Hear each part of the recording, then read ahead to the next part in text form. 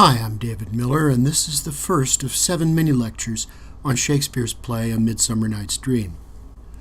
On the left, you see the titles for all 7 mini-lectures with today's in a contrasting font. The slide sets are all designed in this way to help you keep track of where you are at any given time. Since our focus in this course is on how sons and daughters turn into husbands and wives, mothers and fathers, we'll approach Shakespeare's play by looking briefly at the history of English families in the 16th century to see how contemporary pressures and debates leave their marks on the action, characters, and language of the play. This approach should provide a solid introduction both to A Midsummer Night's Dream and to the major themes that run throughout the works we'll be reading.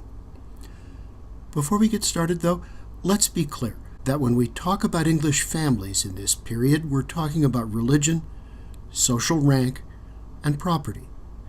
Shakespeare's characters are typically drawn from the upper ranks of the aristocracy, where the form and dynamics of family life were very different than they were among the poor.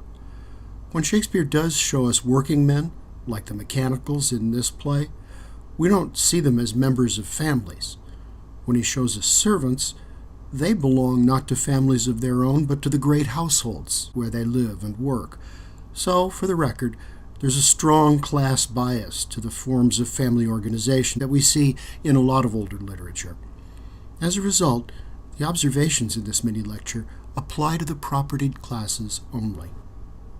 You'll notice that as we move to the second slide, the outline on the left switches to the topics for the current mini-lecture. That's a pattern all the videos will follow. So we start with the effects of the Protestant Reformation, begun in England under Henry VIII. The Reformation altered the official state religion of England, but its effects extended far beyond the Church. Protestant reformers launched a series of culture wars aimed at refashioning ideals of family life, transforming education, and ultimately changing the form of government in England. The forces that gained momentum in the early 16th century in England led, in 100 years or so, to civil war and the execution of King Charles I. With Shakespeare, we're not there yet. Midsummer Night's Dream dates from the mid-1590s, near the end of the long reign of Queen Elizabeth I. The Queen is aging, her popularity is fading, and a combination of bad weather and crop failures are taking their toll. As you'll see, these immediate circumstances do turn up in the play, but before we zoom in on those, let's back up to look at some more long-range social changes that were underway. We can start by asking how the Protestant Reformation fostered changes in family life among the propertied classes. Social historians have credited the Reformation with consolidating the authority of the father within the family. For example, fathers took over some of the responsibilities that had belonged to the priesthood of the church, leading members of the household in prayer and serving as the spiritual head of the family. The authority of husbands over wives was increasing as part of this change. From the late Middle Ages through the 17th century in England, the typical form and structure of the aristocratic family was gradually shifting away from extended kinship networks and toward a more concentrated cluster, what we now call the nuclear family. And this shift weakened the relative position of the wife within the family. As part of an extended kinship network, she had her own kin and allies, but as the extended network weakened and the nucleus drew together, she lost that source of power. When the Protestant Reformation redefined the husband and father as the spiritual head of the household, it took the subordination of women within the family one step further. This doesn't mean that the status of women was uncontroversial, just the opposite. Remember, I called these changes culture wars. The rights and responsibilities of women were a subject of controversy and debate then as now, and there was a wide range of opinion. But the Protestant reformers, such radicals in other respects, were generally quite conservative on this score. Another change in this period concerned laws of inheritance. Changes in these laws gave the father more control over how his estate would be disposed. This increased the father's control even over adult children. At the same time as the structure of the propertied family was changing, so too was the political organization of England. The Protestant Reformation coincides with the highest point of absolute monarchy, and this means that the king's power was consolidated on a national level, just as the father's power was within the household. In fact, these changes mirrored each other, for the monarchy increased its power at the expense of those same kinship networks that were giving way to the nuclear family. The political powers of aristocratic kingship networks faded as the power of the centralized national monarchy grew. This put the Protestant reformers in an ironic position, for they bitterly opposed the assertion of royal authority in church governance. It was Henry VIII who in 1534 proclaimed himself supreme head of church and state.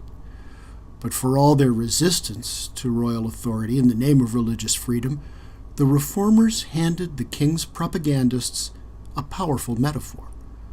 James I, who followed Elizabeth to the throne in 1603, claimed that as king he was the lawful father of his subjects and had as much natural right to rule over them as a father did over his children.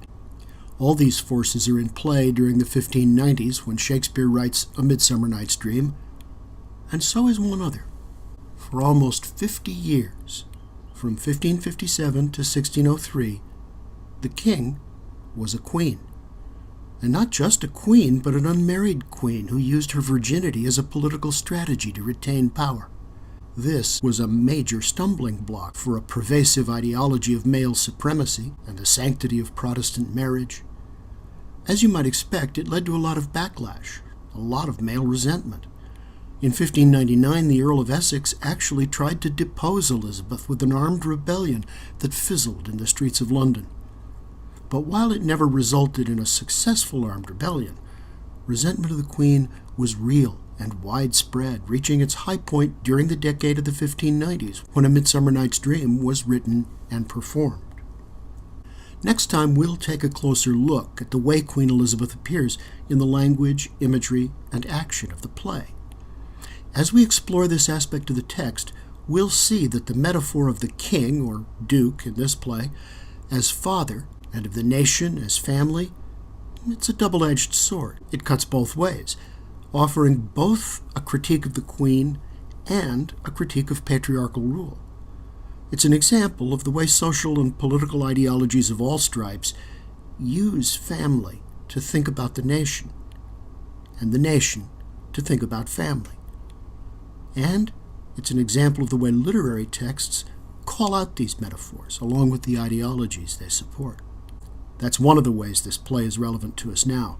Our society is still fighting culture wars over the definition of marriage and family, and in many ways these conflicts are directly descended from the Protestant Reformation of the 16th century in Europe. What I hope to show you about Shakespeare is not that he takes sides in these struggles, but that he takes advantage of them. What is the essence of drama? Conflict. That's why a writer like Shakespeare is drawn to the conflicts of his time, not because he has the answers, but because his art thrives on contradiction.